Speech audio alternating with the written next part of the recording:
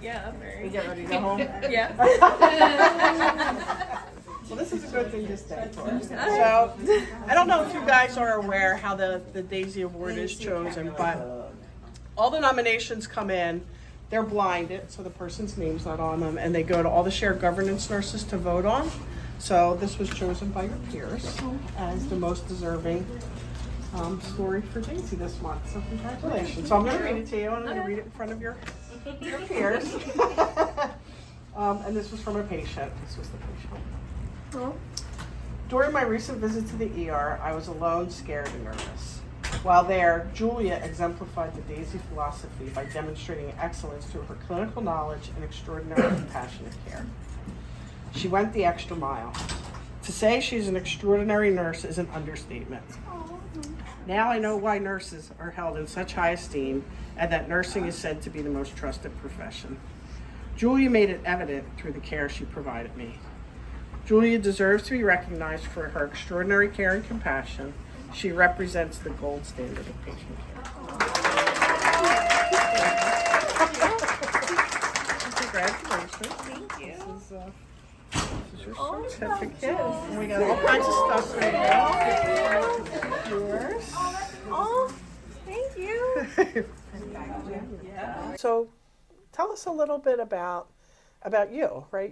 We're here at the Frankfurt Emergency Department. You've worked here for how long? I've been here for a little less than a year. A year will be December. As a nurse. Where did you go to nursing school? I went to CCP. Nice. Yeah. Nice. What made you come here to work? So I was a clerk here, and this place is a family. We all work very well together, and the patients, lots of them need help, and I want to be that person that helps them through life and get the care that they need. Well, you're clearly doing that in a really short time. How long were you a clerk here before you finished nursing school? A little over a year. So you knew when you finished this is where you wanted to be? Yeah. Lucky us. So, seriously. So what was so attractive about working here to you? What was it?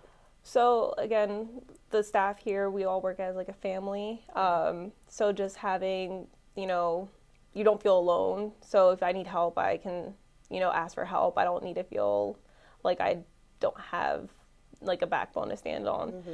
So I'm very, very lucky to have the staff that we have. And then, the patients, they all need help, and I came into the nursing profession to help patients and make them feel good about themselves on their worst days. And when they're in the ER, they're in their worst days. For sure. Well, you're clearly doing that. I mean, you've been a nurse less than a year, and there aren't that many people who win a Daisy Award. I know. So pretty quickly, you've established yourself, and you heard, the words that the patient used to describe you were pretty incredible. They were incredible. I just want to cry. It's beautiful, and I'm just happy I was able to make that impact on somebody. Yeah, you really were, and it's really clear. What do you think you did with that? Do you remember that patient a little bit? She's vaguely familiar. Yeah. Do you have any sense of what it was that just impacted her so much? I definitely try to, with every patient I have, I try to make them feel, welcome, that they're included with their care. So I ask them questions. They ask me questions. I get the answers to those questions. I don't leave them for long periods of time. I'm always following up with them, making sure that they're comfortable, whether they need a warm blanket or whether they just need revitalized. I just want to be there for them. So just constant care, making sure that they're getting that full circle, that they're included. Yeah. That's a big deal, though. I think you're bringing up something that I think a lot of patients don't always feel sometimes when they're working with us, is that they feel like they're part of things. And it sounds like you're really intentional about that, and mm-hmm. clearly do a really good job at it. Thank you. So you've nailed it pretty fast. So if you could give advice to other ER nurses, because the ER is a hard place to work. Yeah. Right? I mean, we all know that. It's not like you come in every night and you're sitting eating cinnamon buns all night. I know, right?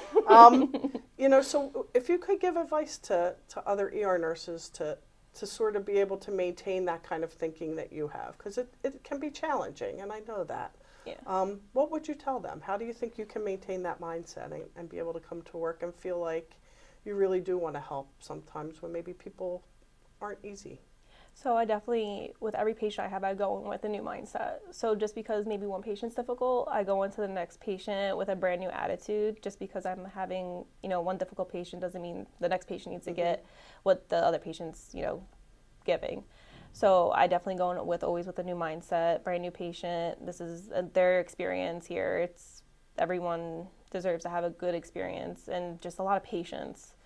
Sometimes they can be very challenging, but the more patience you have with them and you try to, understand them, because sometimes they won't tell you straight up what's going on with their life. So once you get to unravel them a little bit and kind of talk to them on their own level, and you're not using huge words that like scare them, like you're explaining all their care in like easier words for them to understand.